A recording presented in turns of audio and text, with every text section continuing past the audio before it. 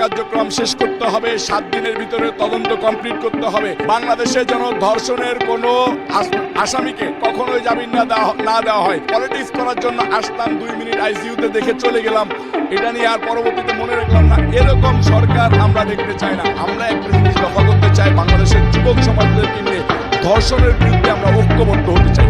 ধর্ষক যাতে আর কখনোই ধর্ষণ করতে সাহস না পায়, সেই জিনিসটা নিয়ে যুবক সমাজদেরকে ঐক্যবদ্ধ হতে চাই।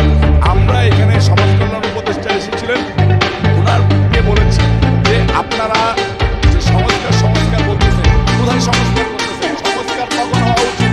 যখন 8 বছরের শিশু বাচ্চা ধর্ষিত হয়, সে 24 ঘন্টার ভিতরে তার রিমান্ড হয় না কেন? তাকে জেল হাজতে নেওয়া হয় না কেন? আসামি গ্রেফতার হয় না কেন? কালকে আসামি গ্রেফতার হয়েছে, তাকে কিন্তু এখনো রিমান্ডে নেওয়া হয়নি।